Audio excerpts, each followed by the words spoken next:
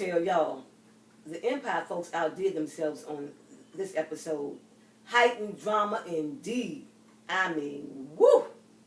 It opened up with Lucius's mama bugging out as usual, holding court up in his place, getting on the nerves of the help with her demands.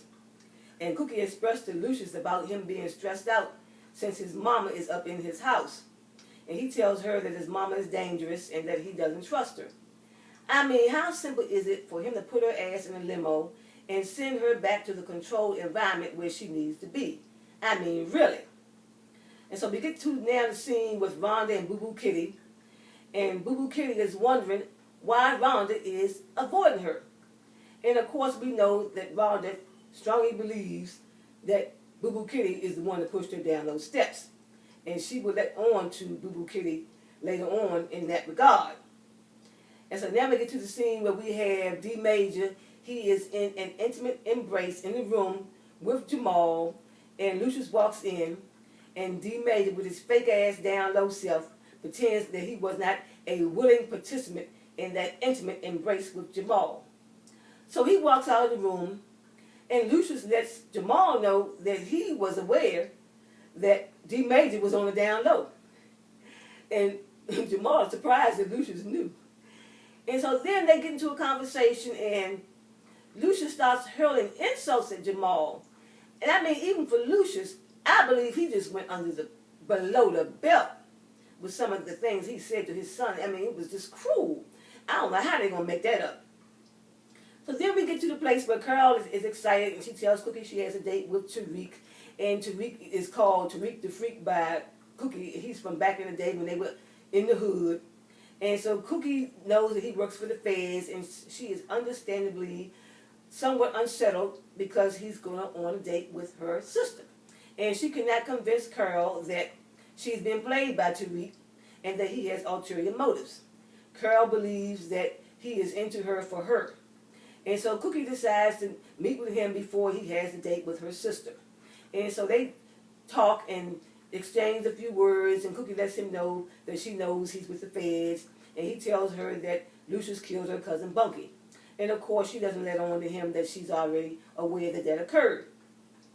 So then Carol comes back and tells Cookie that she had a good time, and Cookie, makes some accusations once, she discovers what they talked about. And then Carol says to Cookie, among other things, that she stole Lucius from her. That was news, because we had no idea that the sisters were vying for the affections of Lucius back in the day. And Cookie won the prize, Lucius man. Woo! I'd like to hear more about the backstory on that episode. And so then, later on, the sisters end up having a big, explosive argument in the conference room. And one word led to another. And Cookie told her, she said, bounce your ass out of my company. Told her to get out of her apartment, called her a crackhead, and threw something at her. And Carol stormed out of there. She was seething. And we know that she is going to be singing like a canary. She's going to take that anger, that energy, and use it to pay back Cookie and Lucius. It's just a matter of time. And so then Cookie discovers that Jamal is still working with Breezy, and he tells her he's not going to stop. And so Cookie lets him know that the reason she got out of the slammer early is because she snitched on Frank Gathers, and then of course Jamal knows that Breezy is Frank's daughter. And then he puts it together in his head that since Lucius was in jail with Frank Gathers, that Lucius murdered Breezy's father. And Jamal is disturbed because he's very fond of Breezy. But Cookie lets him know that it had to be done because Frank Gathers was dangerous and that he was going to kill them. And it had to be done. So now we go to the scene. We have a scene where Laura is with Hakeem, and she tells him that he has lost confidence in her. So something has seeped into their relationship that has put a kink in the armor, and I just can't put my finger on it, but we'll certainly find out later what's going on with that equation. And then we get to the place where we have Andre that believes he's taking his grandmother to the Ace Awards, and they get ready to make their exodus from the house, and lo and behold, who is standing there at the door but Thirsty and his comrades, his partners in crime, and they relegate the grandson and grandmother to the safe room to watch the performance on video screens. they will not be going live to the show. Compliments of Breezy. Compliments, of Thirsty. And of course, Lucius who sent them. And so Cookie and Lucius are getting prepared to go to the Ace Awards, and Cookie is dressed to the nines in her gown with her veil on her face, and she is fashion flavored down. And Lucius is looking fine in his tuxedo, and he uses a line from the movie with Diana Ross and Billy D. Williams. He says to Cookie, "Want my arm to fall off?" And she smiles, and she said, "Go ahead, Billy D." And he pulls out a diamond bracelet and puts it on her wrist, and she is blown away. I tell you, the chemistry with those two, it is popping on the regular. I love it. And so now Carl shows up at the award show, drunk as a skunk, dressed in her red dress, loud talking, busting out Lucius. And Lucius tells the guy that works for him to get her out of there. And he did not get her out of there quick enough. Cookie snatched her up and whispered something in her ear in a threatening manner. And then Carl runs into Breezy, and she and Breezy engaged in some friendly exchanges. And then Breezy lets her know she has to go get interviewed by the press. And Carl feels slighted, and she says, "You think you better than me?" She calls Breezy some kind of ghetto name. And then she says, "You don't know what Lucius did to your daddy." And then all of a sudden, stunned, Breezy starts having flashbacks and visualizations, and she remembers, and then she realizes that Lucius killed her father. And she assumes a position. She goes where the law enforcement officer has on his hip a gun in the holster. She takes it out. She gets into posture. She stands there, front and center, with the gun in hand, aims, fires, shoots, missed the target, which was Lucius. And Cookie thought Lucius got hit, and he lets her know that he was missed. And shots fired. Man down. Jamal, the singing lion, hits the floor, and Mama drops to her knees in panic mode. Suffice it to say that all hell broke loose at the Ace Awards show. And before that all jumped off, I forgot they were on the red carpet. There was Hakeem and Laura. They were being photographed together. And one photographer asked Hakeem if he could photograph him solo. And so Laura slid away. And she didn't look too pleased. She looked kind of wounded. And then Hakeem looked over towards her like he felt sorry for her. So again, I don't know what's going on with that dynamic. We'll later find out for sure. And so anyhow, they're at the hospital. Oh, in the meantime, Thirsty is sitting in the sofa at Lucius's place, and he wakes up and hears a report about what happened at the Ace Awards with the shooting. And so he goes and releases the prisoners from the safe house, and they go to the hospital to check on Jamal.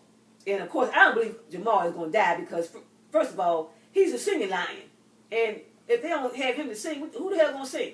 So, and plus he got this gay doll thing going on, so that adds to the drama on the show. So I can't see him being, Ace from the show.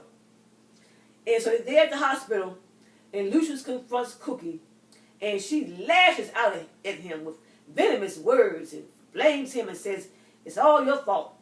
And she leaves him standing there in the dust. And he's sitting there all by his lonesome. I felt sorry for him, even though he brought some of that stuff on himself. I still felt some pity for Lucius.